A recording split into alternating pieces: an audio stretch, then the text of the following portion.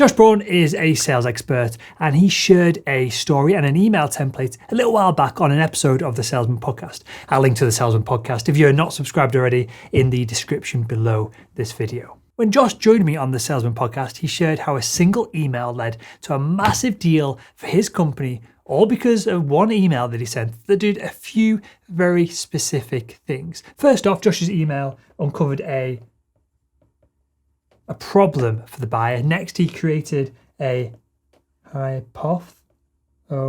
hypothesis about what was causing the problem that he led the email with. And then Josh created a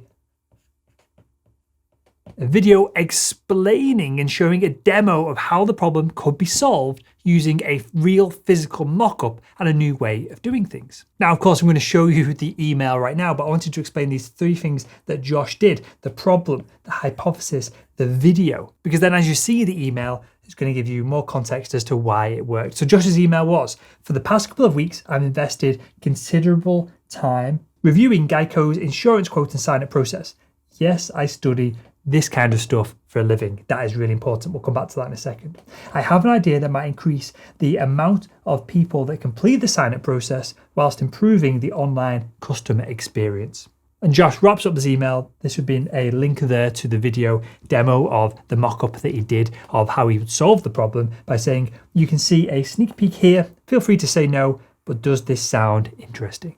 So we have the problem here, then we have the hypothesis, and then we have a video mock-up demo of how Josh would solve the problem for the buyer. And did Josh do anything game-changing here? Well, no, not really. And I'm sure his ego would be fine in me saying that as well. Josh found a problem, identified that there was a better way to solve it, and then demonstrated the solution. It's as simple as that. Your email outreach does not need to be complex. Follow this step-by-step process. But the last step here, sending a demo of how you can solve the problem for a buyer, is really key. And if you can mock up the solution rather than just explain a solution, clearly it's going to be even more effective. So have a think. If there's any part of the problem that you solve for your buyers that you could demo in an email rather than just describe. Now, finally, Josh also did a couple of subtle things here that we really didn't cover on the podcast, but I know he did it on purpose. So first off, he writes this: yes, I study this kind of stuff for a living. So this positions Josh as an industry expert in this very first email, rather than another pesky salesperson trying to get Mr. X's time in his diary. And Josh also uses what we over at salesman.org call closing 3.0 in our own training. He says, does this sound interesting? Rather than, do you want to book a call in my diary, or here's a link to my diary, which is what most people tend to be saying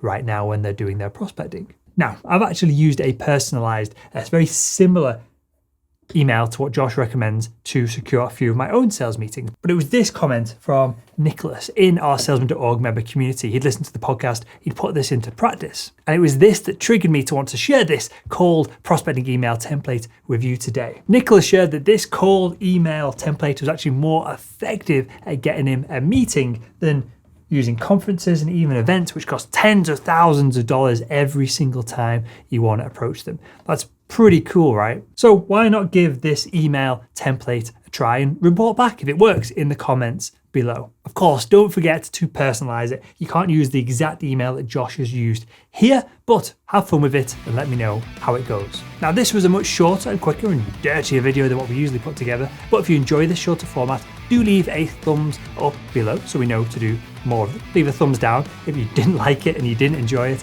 and why not click one of the videos that are on the screen right now to continue your own sales education.